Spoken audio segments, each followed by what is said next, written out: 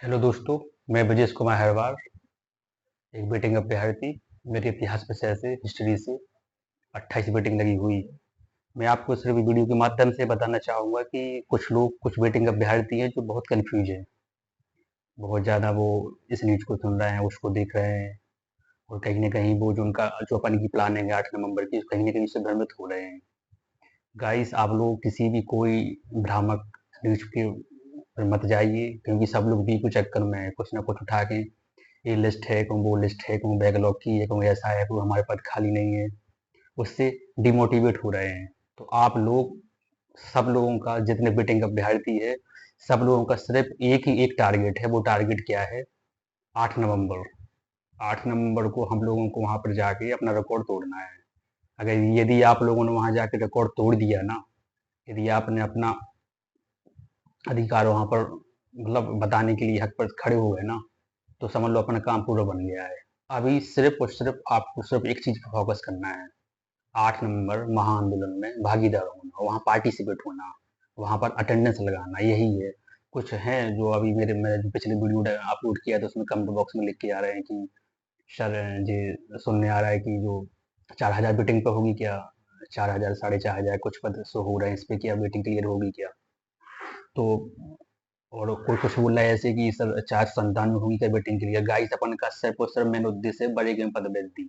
यदि बड़े एक में पदवृद्धि नहीं हुई तो वे 4 संतान पद भी सरकार रख के ले जाए, कुछ नहीं करेगी वो।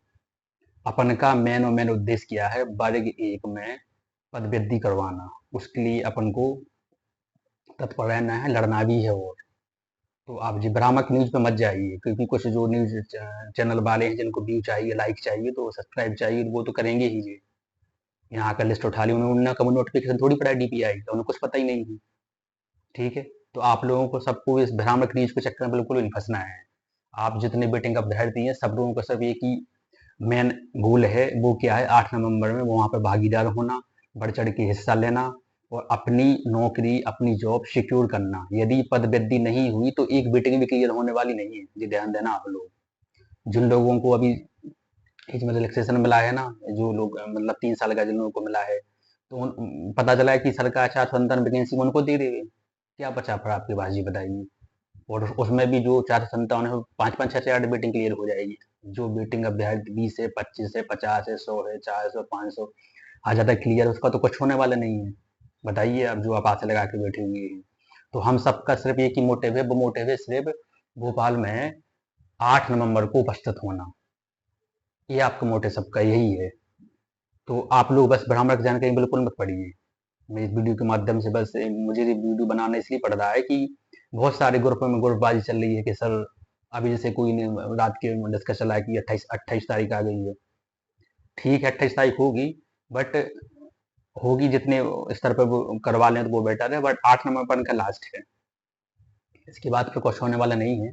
आई होप डेट कि 8 नवंबर तक कोई लिस्ट में से जारी ना हो डीपीआई की तरफ से, और इसके बाद अपन का जो आंदोलन है, तो वो कहीं ना कहीं एक मतलब सफल हो जाए। सफल होने का सबसे बड़ा डिपेंड करता है वो आप लोगों के ऊपर। यदि आप लोग नहीं आ रहे तो कुछ होने वाला नहीं है। जनसंख्या चाहिए वहां पर 5 से 10 हजार।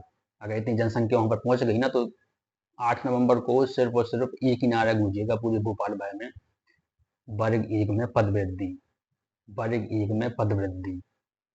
क्योंकि हमारा हक है, लेके रहेंगे हम यार। दो दो एग्जाम निकालें, यदि हम तो, मैं यदि चलो पात्रता परीक्षा नहीं निकाल पाते, मेंस में कम नंबर होते, डिस्क्वालीफाई हो जाते, तो अपने घर बैठते। हम लोगों ने रात भर मेहनत की, मैंने रात दिन पर्सनली लाइब्रेरी में पूरा दिन लगा दिया, लेकिन उसके बावजूद बेटिंग में डला हुआ हूँ। सब विद्यार्थियों का, सब बेटिंग अभ्यर्थियों की यही कहानी है। तो इसलिए बस आप लोगों को, और एक बात और आपको इस चीज पर फोकस करना है कि जो जिस डिस्ट्रिक्ट से है ना, उस डिस्ट्रिक्ट से लोगों को एक दूसरे को जोड़ें, एक दूसरे को जोड़ने की कोशिश करें। वो जैसे कुछ हैं, जैसे कि अब हम यहाँ से लीड कर रहे हैं, तो जितने ज्यादा हो रहे हैं, जितने बच्चे हो रहे हैं, जितने लोगों को उनको अधिकार जता रहे हैं, उनको बता रहे हैं उनके बारे में कि जो तुम्हारा अधिकार है, यदि आज नहीं खड़े हो गए तो समझ लो जी इतिहास बनने वाला नहीं है।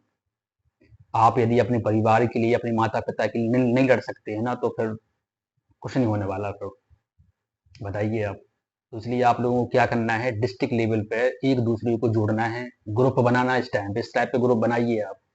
ग्रुप बना के सब लोग इकट्ठा करिए, उनको मोटिवेट करिए, क्योंकि उनको उनके हक अधिकार है, राइट्स है, वो उनको उनको याद दिलाना है कि जो तुम्हारा अधिकार है, आप किसी से भीख नहीं मांग रहे।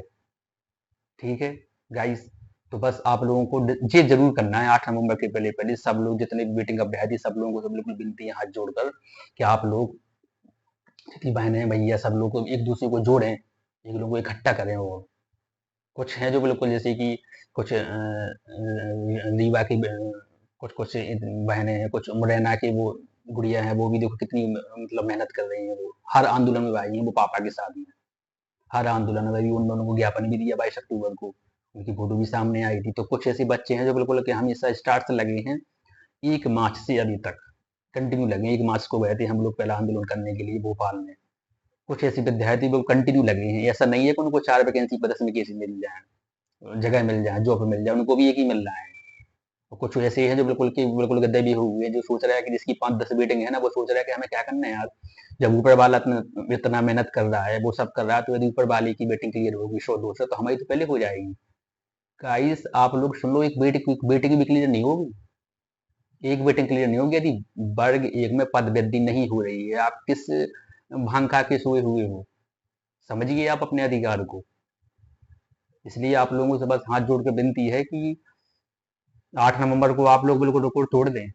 8 नवंबर को आपको आना ही है, सब कुछ छोड़ छाड़ के, कि कोई भी कंडीशन हो, कुछ भी कंडीशन हो, लेकिन आपको हर कंडीशन को साइड में रख के भोपाल में प्रेजेंट होना है।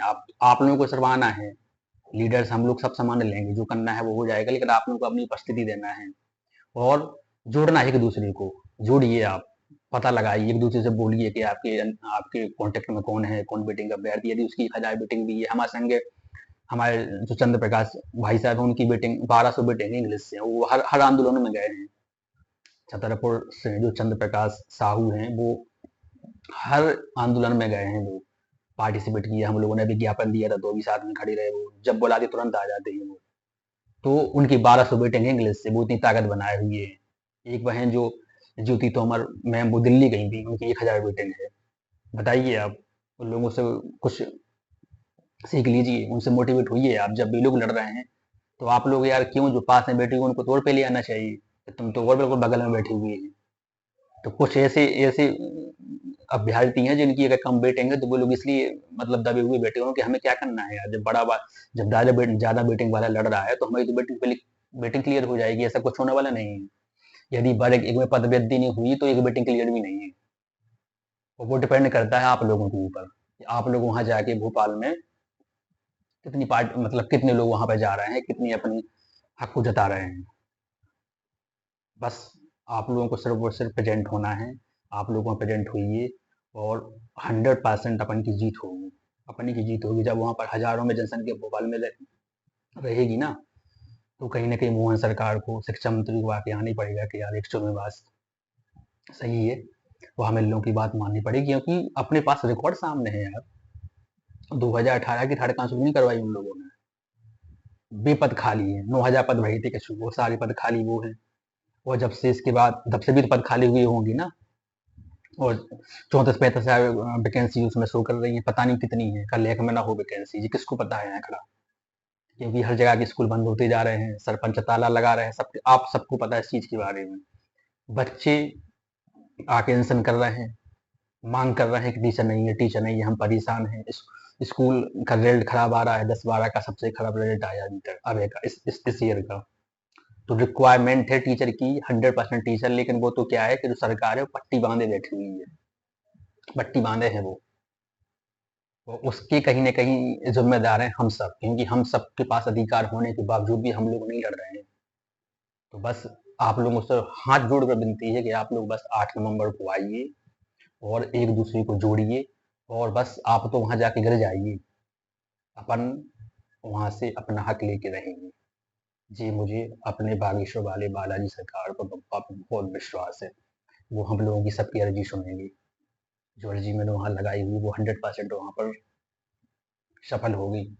बब्बा को उनको सब दिमागी सही करना है, उनको आके तुरंत भूल जाना है, लेकिन इसके लिए हम लोगों को कर्म करना पड़ेगा, कर्म करना पड़ेगा। उस कर देंगे पीछे से वो, बहुत विश्वास है हमें। वहाँ की अर्जी फैल नहीं जाएगी, लेकिन सबसे पहले कर्म कर्म प्रधान है।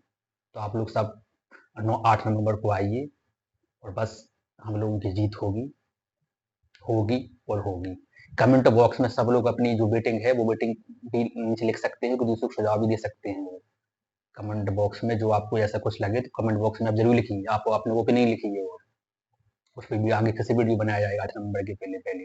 लेकिन आप कुछ ना कुछ कमेंट बॉक्स में मेंशन करिए, ताकि और भी बच्चे मोटिवेट हों। आप इतना तो लिख दीजिए कि हम 8 नंबर को उपस्थित हैं, हम प्रेज़ेंट हो रहे हैं, तो जो भी कमेंट वहाँ पे रीड करेगा कम से कम मोटिवेट होके वो भी लिखेगा।